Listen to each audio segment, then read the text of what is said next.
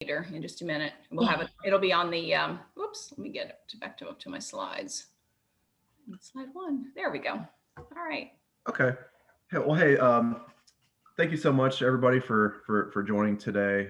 We have Dr. Stephanie Philipp and Miss Laura Federico of UTC to present to us today about STEM education.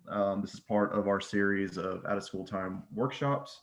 My name is Brian Bolu. I'm a data manager at the United Way of Greater Chattanooga, and my colleague Ada Bobbitt is also here, and she'll be running the tech side of the house. So if you have any questions related to that, please let her know. We will be recording this session, so this resource can be shared out to our contacts in the Out of School Time Network.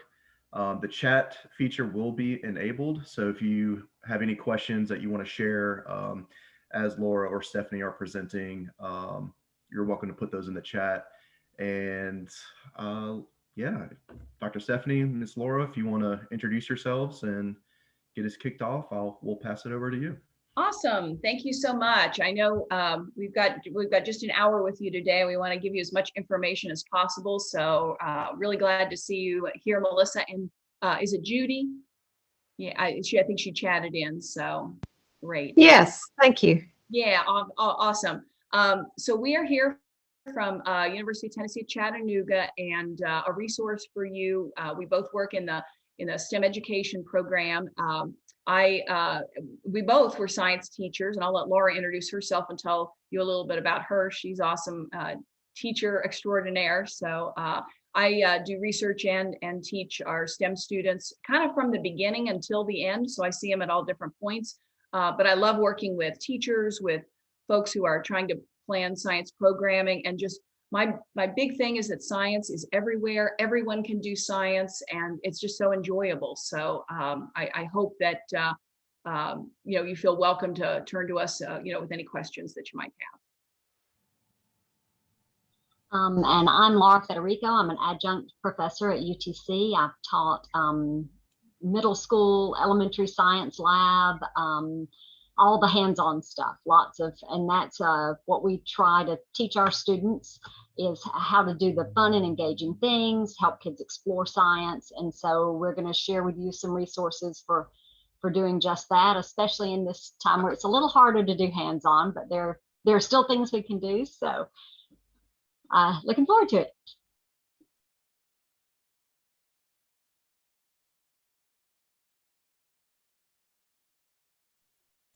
There we go. We've got spend about 5 minutes on our introduction, and we're going to spend about 15 minutes talking about best practices in informal STEM education. Whether, specifically informal, because that's what you're looking at. You're not bound by school, standards or anything like that, but you want your students and your learners to have, some good information and good skill building. We'll talk about some problem or project-based learning, which we specialize in. We do a lot of that here. And then Laura's going to lead us in some examples of student investigations that she uses with students. And then we have plenty of time, hopefully, for questions and answers. Ask us anything. We're glad to help you out. And we've got lots and lots and lots of resource lists. And I did post the link to this Google slide deck in the chat, and I can do that again, maybe when Laura's talking too, and that way make sure you have it if you've joined us a little bit later. So glad to be with you. The one thing I wanted to talk about today was something that we use very effectively in science education is called a discrepant event. And these are demonstrations that produce unexpected outcomes, things that you're not quite sure. Thanks, Ada. Things that you're not quite sure are going to happen. So we're going to do one right now, and it's called the inverted bottles. And so let me turn my camera so that you can see. I have some bottles set up here.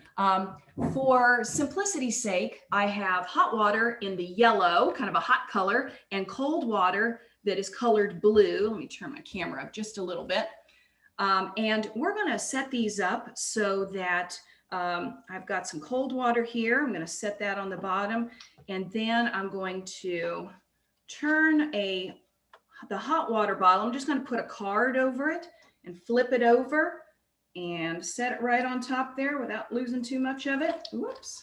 There we go. Oh, gotta just balance it there. Okay. Spilled a little bit of it, but, and so then we'll just watch what happens. Got some air bubbles in there. And let me also turn up my camera just a little bit so you can see. And we're waiting and we're waiting. And we can see what happens there. What is happening besides the air bubbles? What's happening to our colors there?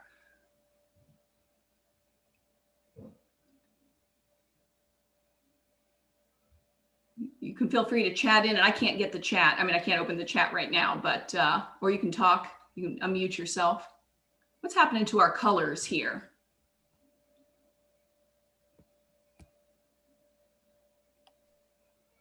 Judy, Melissa, and I'm not sure, Miss Smith, I can see.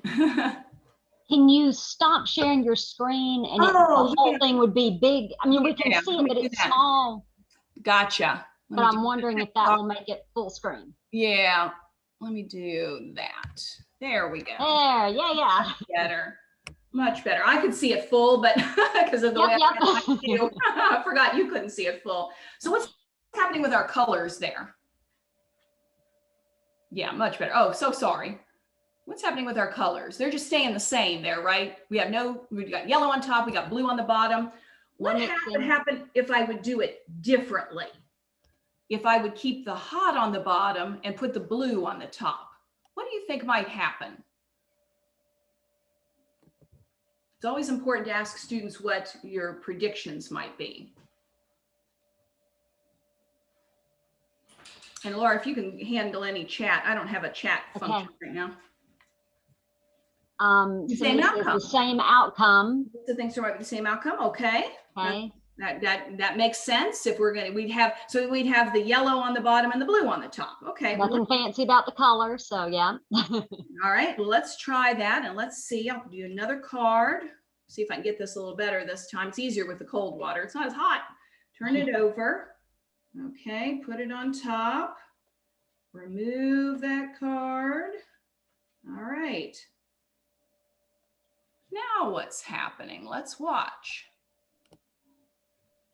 And you can even see, like from here, I can see a little swirl near the top. Yep. Pretty soon. Takes just a second.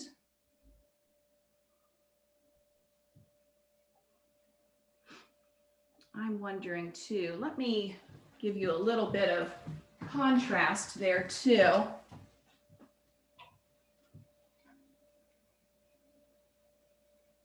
Can you see the changes that are happening? Is it as yellow on the bottom as it was?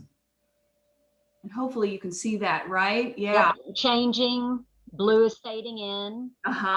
Yeah.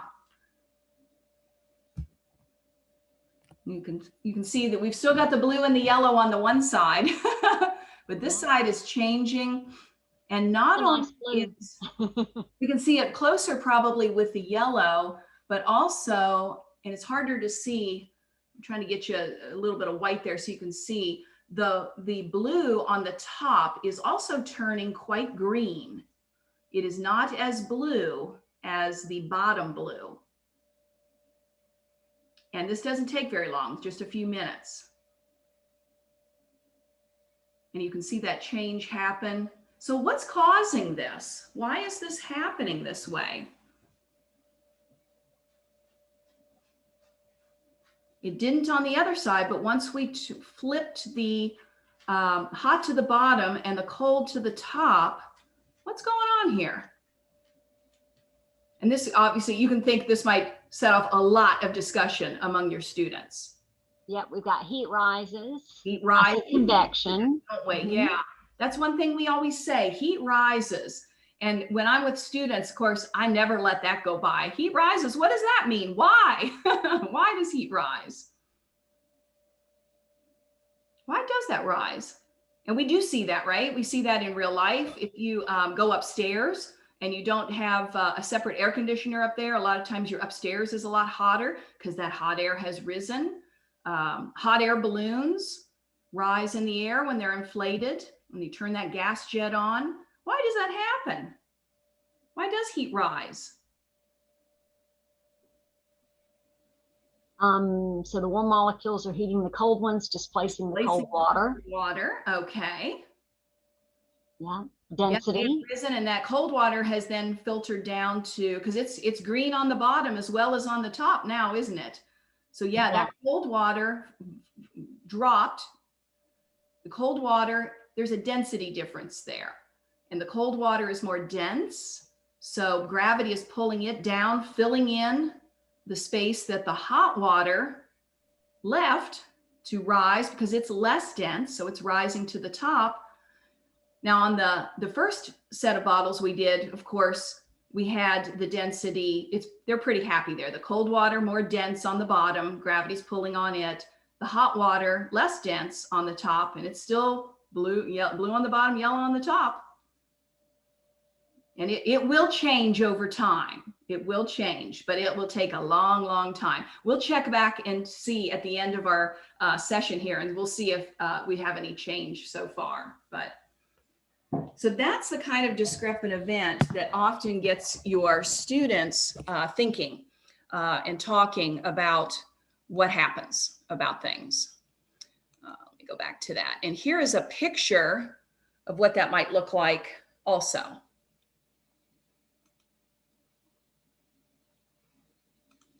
And so why use these to teach STEM? Well, you can see that it can get learners' attention.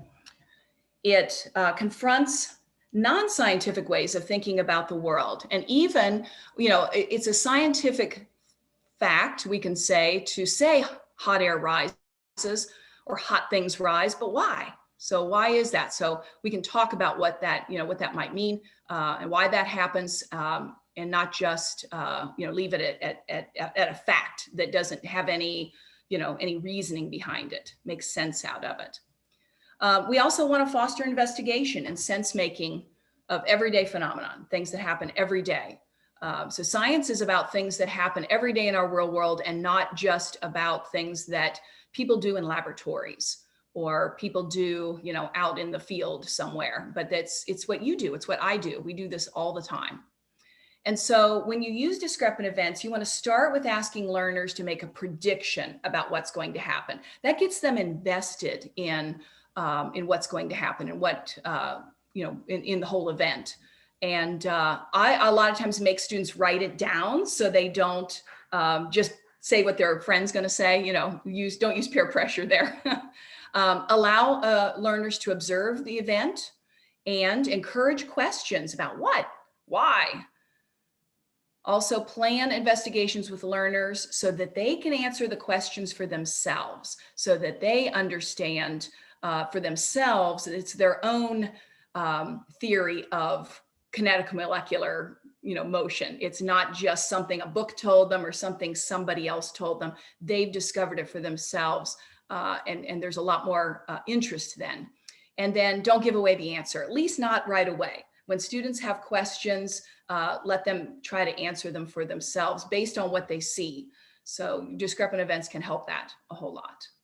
So, and then this is another step I always do, is have students draw and label what they're thinking, because sometimes students, especially as they get older, they will fool us into thinking they know stuff. And like you said, hot air rises, great, we know that, but what does that look like? What does that really mean? And you might get some very interesting drawings about what that might mean. Some students think that the molecules themselves actually get bigger as they get heated up, thinking like a balloon, like a particles, like a balloon. And of course, that's not what happens. The particles stay the same. They just get further away from each other and take up more space. So have students draw and label what they're thinking, and that can help you see exactly what's in their heads, because we don't have pop top heads to see what people are thinking. And here's all kinds of resources on discrepant events that are available to you. And I'm sure you can find even more now that you know that word. Tons of resources out there on all kinds of things This is more of a physics-based discrepant event. And a lot of them are physics-based just because so many things in our physical world, even biological things, happen for a physics basis. So, but there are other ones too. So, questions? Any questions so far?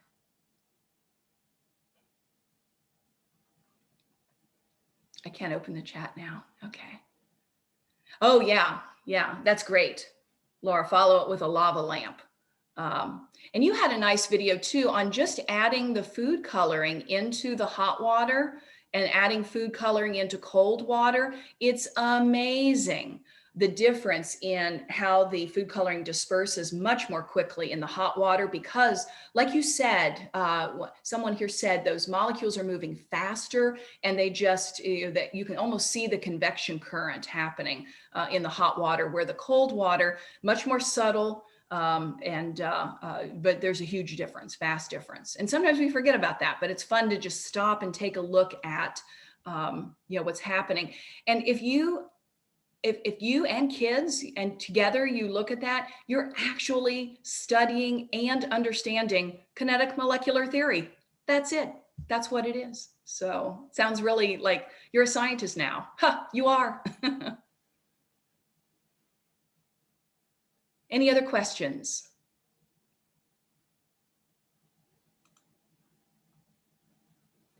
One other thing I wanted to talk to you about too was problem-based learning. We teach our students this as teachers, but I think it's really helpful in informal science experiences because you have some time to really think about and let kids explore, let kids try to solve a problem that they might come up with. So problem-based learning starts with a challenging problem or a question that students might have. You might have to help them with that, maybe bring something to their attention, but a lot of times, especially older kids, wonder why or want to solve a problem. And so then let them think about that and give them some time to explore that problem or question. That might mean looking up things online. It might mean a trip to the library. It might mean calling up an expert.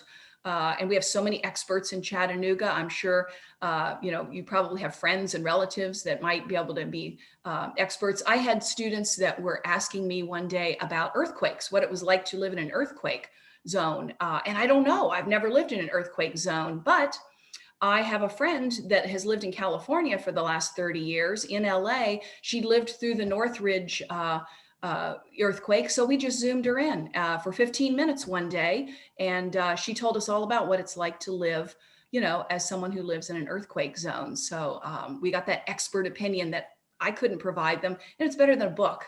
She was an interesting person. So giving kids authentic tasks to do, like they're an adult.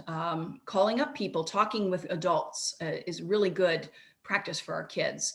And then having students have some choice and voice in the project and take it in directions, they'll probably surprise you in ways, think about things that you might not have thought of before. And certainly from their point of view, things that are important to them. Always give time for reflection and think about what have we learned here? What should we learn next? Is really good in problem-based learning or project-based learning because a very famous educator, John Dewey, said, we don't really learn from experiences, we learn from reflection on experiences. And I think that's true. I think we don't learn until we stop and really think about what are we seeing here? What do we know? And what do I want to know? And then always have time for critique and revision. So maybe they have investigated something and they didn't find the answer they want, so they'll revise that investigation. Or maybe they've designed, a solution to a problem, but it doesn't quite, isn't quite the solution they were looking for. So they might revise it. They may seek critique from somebody who's an expert, and that can be lots of different people. Could be experts on what they're doing.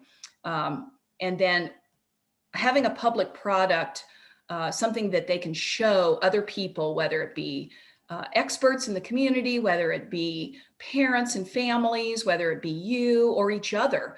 Each other can also be the public. But whenever you have a public product, I think kids, they try harder because it's something that they, they don't want to be embarrassed by not being ready or not being, it's exciting, to show people. And we see that all the time, right? Little kids, watch me, watch me. I don't think that ever goes away. I think we always have a little bit of that. Look and see what I did. And so that public product really goes along with problem-based learning. Yes. Oh, yeah. We would be happy. We have tons of students that would be happy to provide an audience for your public product. They love to Zoom in or visit, however that goes with kids of all ages. So I can definitely. Yeah. That would be, because my students, any interaction with a real kid, they're so happy, because of course with COVID, we can't even go into the schools right now. So they would love for the kids to send something and I could show the class and they could all comment. And, I think kids would like that too, having college students look at their work and be impressed by it. So they can be experts. Wonderful. Yeah, you can find experts all over the place. I remember one time having a group of kids do, they were developing a tea-based product, like tea flavors are really popular now. And so they had to seek out experts. Well, they didn't try to find a flavor chemist or somebody in the industry. They just turned to their peers who drink a lot of tea products. They're the experts. They're the ones who buy them. And they had a great, little taste testing session. It was really fun. Yeah, STEM camp. Yeah, that would be great. We would, when is that this summer, Melissa? Do you have a date or dates? Give me just a second and I'll confirm. Sure. Yeah, put it in the chat whenever. We can alert our students to that, because many of them are local and they'll be here through the summer. Or if they're not, even with Zoom, that's the great thing about technology. You can be anywhere and be helpful. That's great. Yeah, let us know. Our students would love to do that. So here are some all kinds of resources for you for problem-based learning. PBS is wonderful, NASA. I love using Project Wet and Project Wild with kids, and they have a lot of good resources. And we've got stuff you can borrow if you need to. We've got, there are just books and books on different ideas, different case studies, and they're fun. I've done them with middle school kids and elementary kids. And for younger elementary kids, a lot of times just what's happening in the backyard can provide so much fruitful, investigations. It's just amazing. Looking for roly-polies, all kinds of, measuring rain. Great. Okay. June 28th through July 2nd. Okay. We'll take that down and make sure that our students know about that. And could they get into contact with you then? Yes, they can contact me. I can put my information in the chat. Yeah, that would be great. And we also I've got a few students that are, what do they call that? They're first generation college students who have to do a little bit of community service every year. And they are technical type, that love to do build and things like that. So I've got somebody in mind that might also be interested in that. She's not one of our STEM students. She's in our interior design program too, but we've got tons of STEM students too that would love that. And they love kids. It's very interesting. They major in both their the science or math or engineering, computer science and education, but they choose education for a reason. It's they just have that love of kids that is very interesting. Most of them want to teach high school kids, but they actually like working with young kids too. So all kinds of kids.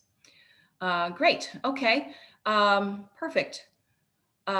Laura, would you like to talk about? I just love the things you've designed that are on YouTube, and you also have another thing to share with us too. Yeah. All right. Stop sharing. Okay. Oh, do you want this back up? Or do you want? I will share my screen. Okay. And we'll go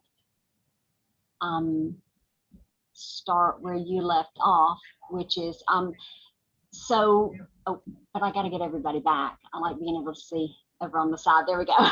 All right, so this is I started making videos actually to win a contest to get a grant one year, and it was really fun, and so I kept making videos. So this is just my YouTube channel, and it's for teachers more than kids, where we put up like how the Earth's tilt causes seasons, but they're all hands-on things, like what role did Oak Ridge play in the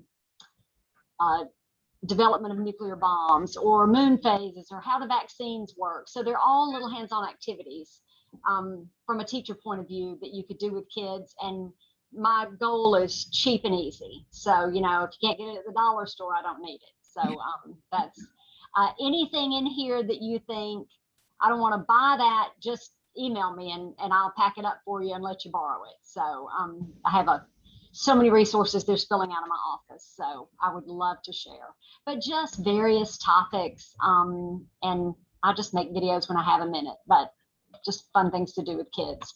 And another resource that I'm always going to conferences, and I saw this one recently. Has anybody used Biointeractive? Oh, you're right. You can't see the chat once you share, can you? Yeah, it's hard. Yeah. So if y'all can just nod or something, but Biointeractive, the Howard Hughes gave a huge grant to work on science stuff online. So this is a good alternative, especially during, you know, quarantine, when we can't always get all the supplies to kids that they need. So, and I've got to, sorry, I have to move it down because the thing is in the way of my tabs. See, nope. I don't know how to move it so that I can click on them without that in the way. So this is the home page. And if you just type Biointeractive into Google, and we've also put it in the chat. It says for high school and high school AP classes, but I found lots of things that I would have used with middle school or upper elementary, lots of them. So I was just going to give you an example, because I do better if somebody shows me, like, for real, how would you use that? It's much more memorable. So I found just this one, sorting Finches. So I went to, on the home page, I went down to most viewed. I thought, so what is it everybody really likes? And this was one of them. So I went to the sorting Finches and I launched the interactive, and so I want to get started. So they talked about how you can sort finches by their beaks, by their songs, by color, different things like that. So this one, you're sorting based on bird song. So can you guys hear the song? All right. So if I sort him over here, so that sounds different. I think that's more like that guy. And you sort them all. So I'm just gonna, I want to move to the next thing. So I'm going to get these really wrong because we're not listening to all of them, but I think I have to get them all sorted before I can move on. So I'm sure that's not right, but now it's going to show me the spectrograph of the various birds. Well, it looks like these are sort of one and these are two parts. So I'd move the two parts over. And so now we're getting into a little more sciencey stuff. You know, what would a scientist do? Well, they would use some sort of measurement of the bird songs. All right, then we're going to sort by appearance. And so this is where the beaks come in. So I think that guy might go closer to, so it keeps the spectrograph here. And then specifically by beak, and they zoom in on the beak. So, and so then it goes through and it reveals to you, wow, I did really well, actually. These are either G. fortis or G. scandens scientific groups. So then it asks you some questions, how you could sort these two birds. So I just thought that was just a cool interactive thing for a kid to do. This is one that I actually use with my college class, but it's really good for any level. So this is a video, and we certainly won't watch the whole thing. It's 20 minutes, but it's about scientists and what they do. And in this particular one, they're talking about keystone species. So we end up doing a little history, and I want to find, so what they decided was that the starfish were changing the ecosystem. So it's a video of scientists flinging starfish out of an area. And every time the starfish would move in, they'd fling them back out into the water to see what change that made. And it really is some great science. So then your kids can go do this modeling of the trophic levels. So you can do simple, like it prints out all the cards for you to use. So there are these 3 blue cards, and you see how the blue crab and the marsh grass and the snails work together, and you match those up. Or you can go to the fancy version, which is another interactive. So you can go to 4 different ecosystems and determine if you have more of these fish, how does that impact the minnows? How does that impact the zooplankton, and so on? So again, another interactive, 4 different ecosystems to work with.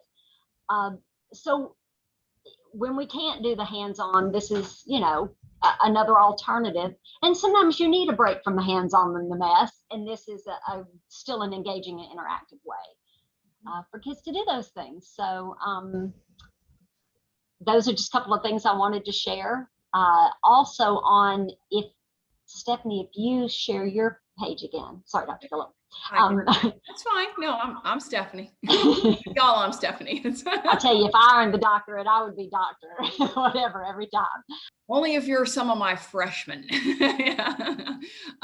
Okay, whoops, I think I probably, let me go ahead and do, yeah, no, this is fine. So you want me to play this? Can you see? There was one more thing on that page that was an art activity. Oh, yes. On the link to Frank Lloyd Wright, and having kids do stained glass and the art of it in the geometry. Do you want me to open that? It doesn't matter, but it's just it's a Google document I got from a conference. But you know, just working art into science and math is another. Can you see that? Can you see that? Okay. What we see is the whole thing with your slides on the side. Okay. Let me stop sharing and open it. Maybe something I've done, because I think it's probably opened up in.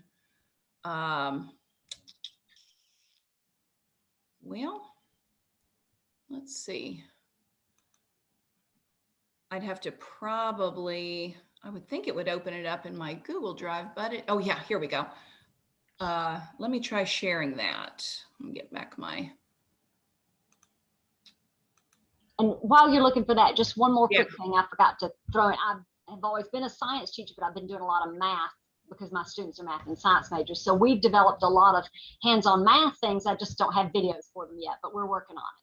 So if you have a math topic and, you know, you want a hands-on thing to do with it, we have lots of resources that we would love to share. So now I just need to, let me share this with you. I think it would be better. Can you see that better now? And let me present so that, how's that? Yeah. So this is a math. These are some examples of stained glass. And you got this at the Illinois Mathematics and Science Academy, was that? There was a presenter at the Tennessee math teachers that brought this. I don't know how many times it's been passed along, but he takes the kids to doing this Frank Lloyd Wright kind of style, which is all geometry and much simpler. And so kids create their own on parchment paper, and the sun comes through it. It's just sort of a, you know, and they're so quiet. I mean, you could hear a pin drop because they're all just working away. So yeah. So this is where it starts, like on a graph sheet, and plotting it out, picking pairs of coordinates. It's just fascinating how the design process works. And then pretty soon, you know, you have, and you said you did this on like a parchment paper? Sorry, yeah, I just got tracing paper. Oh, tracing. And yeah, and it's just amazing. Every group I've done it with, they just love it. It's and then you can satisfying. Yeah, it's just fascinating, but it's a very fun math activity to do, and so creative. You know, that's our STEAM. You know, where we can link that art with the science and math. So especially math there. So cool. I will go back to hold on just a second. Let me get out of here. I'm having a hard time seeing that. I've made my screen too big. There we go. Go back to here. Okay. And that will be, the link to that is on the Google slide deck that I've posted already too. So are we back to the Google slide deck? Okay, great. So yeah, so we've got a little bit of time. I would like to open up to any questions that you guys have, and we're happy to, here's our email addresses. And I've included Dr. Jennifer Ellis on this too. She's on sabbatical this semester, but she will be back with us in force this summer and fall. So if you want to reach out to her, if you've talked with her in the past, yeah, she's still with us. She's just doing some well-deserved research and stuff like that this semester. So trying to respect her time. But I did want to give you her link too. And then here's the access to this presentation, but I've put that in the chat too. So, but we're happy to, I'll go ahead and stop sharing. Might be easier. Any questions you guys have, how we can help you?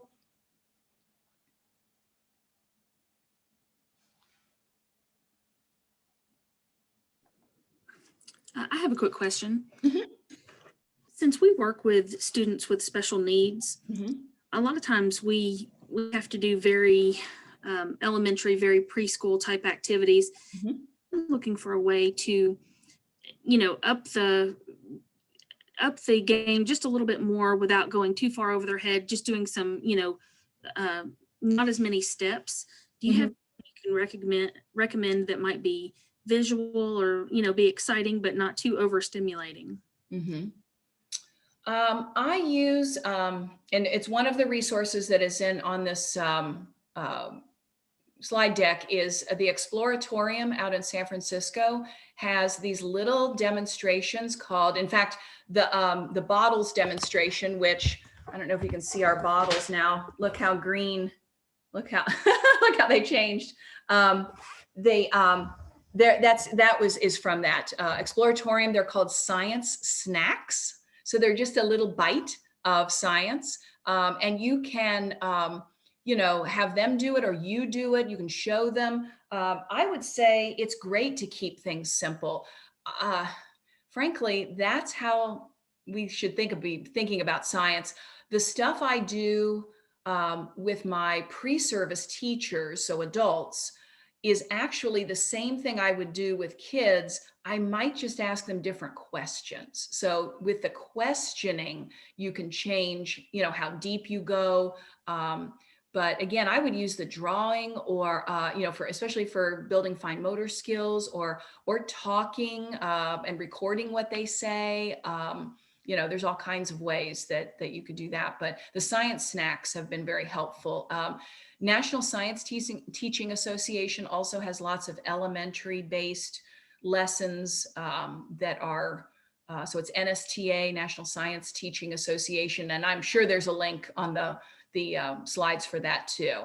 That they have all kinds of, elementary based, but again, I wouldn't say I'd say that I do those with high school students because it really counteracts a lot of the misconceptions they have about things. You don't need to study science. It really needs to be the very basic. And because if you can't explain that, you can't go on to anything else. So.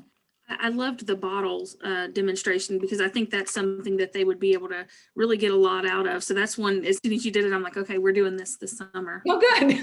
Yeah. That's in those science snacks. And that was probably one of the more, I won't say technically difficult. I mean, it takes a little dexterity. It's a little bit messy, but there's other things that on there that are, and again, like Laura said, it's all cheap and easy. It's stuff you have at home. It's all kitchen friendly. I work with a lot of elementary teachers, and I don't ever use anything that would harm kids. It's just all, I mean, there's too many things that are available. You don't have to use anything that's toxic really. So. Yeah, we've both got materials, chat about activities. Laura has this huge collection of resources. Thank you. Yeah. Any other questions or concerns you have, comments you want to make? One thing that I didn't mention that I do a lot is using science trade books, what we call them, science trade books. So go to the library and get kids' books and that feature all kinds of science. Well, anything of the physical world is about science, right? It could be the weather, it could be rocks, it could be dinosaurs, whatever kids are interested in. Choose carefully. Sometimes children's books take a lot of liberty with science. One of our favorites, Goodnight Moon, shows an extremely incorrect interpretation of a moon phase. It would not look that way at that time of the night, not unless the kid were going to bed like at 5 a.m.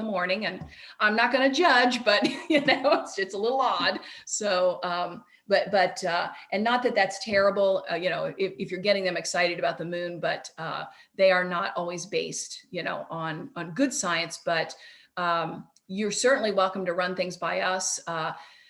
The National Science Teaching Association has come out with a list of books every year that are the best children's science books, and they're not textbooky. I mean, they're stories and all kinds of stuff, and you could feel very confident picking from that. They have had that list for years, and the library downtown Chattanooga has many of those books because I've searched for them myself to show my students. So that's kind of fun to kick off an activity with that, or use it as, some of them are more fact-based, and some kids love that, the nonfiction. I want the facts, I want to know more about this. And a lot of those are like that too.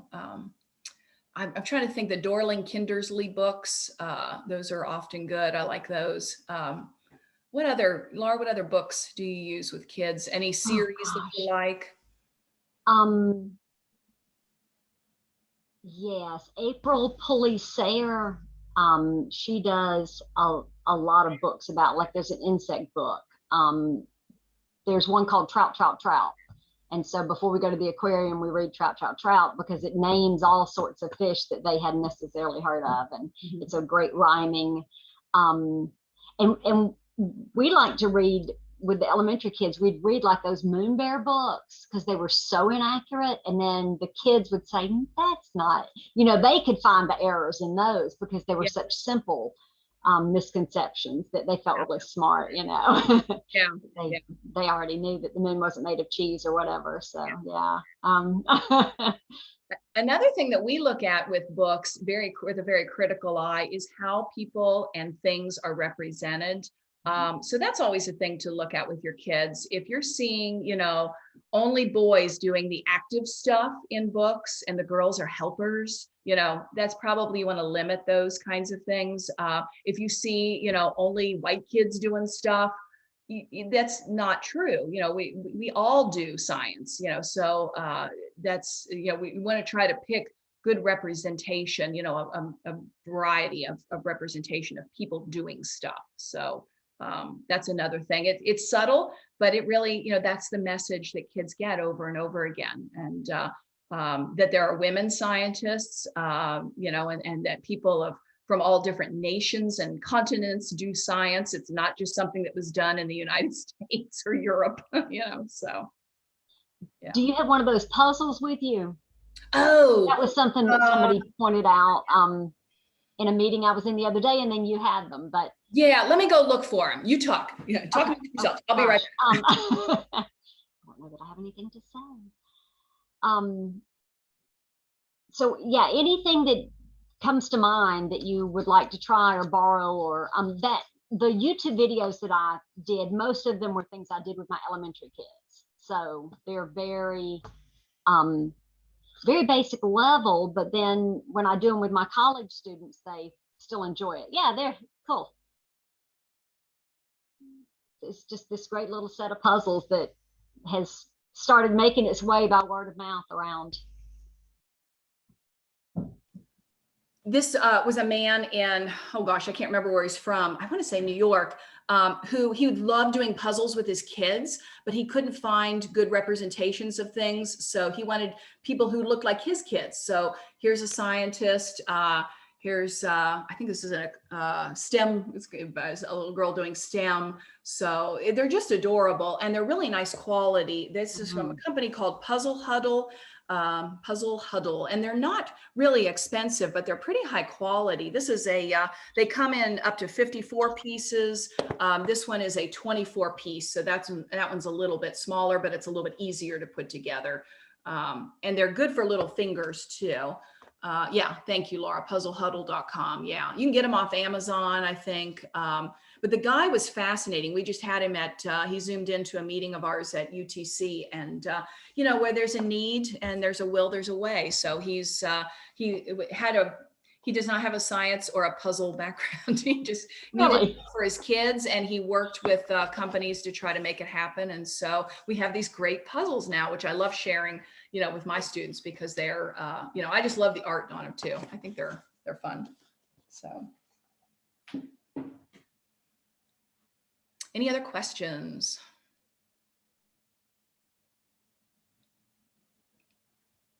And I wanted to know, where is everybody from? So now I can see that Melissa's at Signal Centers, but Ms. Smith and Ms. Eves, where are you from? Who do you work with? I'm with the City Youth and Family Development. Okay. I'm a community partner with the YMCA, James A. Henry YMCA, and also the Orchard Knob. So I'm at New City Fellowship Church, and I'm the director for our after-school tutoring program and summer camp program. Wow, you're everywhere. So what we partner with the YMCA for some events and things, and many of our kids come from Orchard Knob and Eastside Elementary, that area. Yeah. One of my students this semester works at the YMCA in the after school program. And so he filmed himself doing a lesson with some of his kids. It was wonderful. They were very helpful. Yeah. They keep us busy. Yeah. Yeah, kids do that. So I'm just here to get ideas for fun things to do with the children for the summer, and to plan. It's almost ideas to help our interns jumpstart them so they can get excited about. Yeah. Well, it's almost unfair how. Go ahead, I'm sorry. It's almost unfair how science is so much fun. I remember when I was a middle school teacher, you know, it would be, we'd have to, don't laugh so loud, because everybody's going to think we're up to no good. We were up to a lot of good, and now there's so many more online resources that you can use yourself and then do it in person, or you can do it online, share it online, you know, whatever works. So maximum flexibility.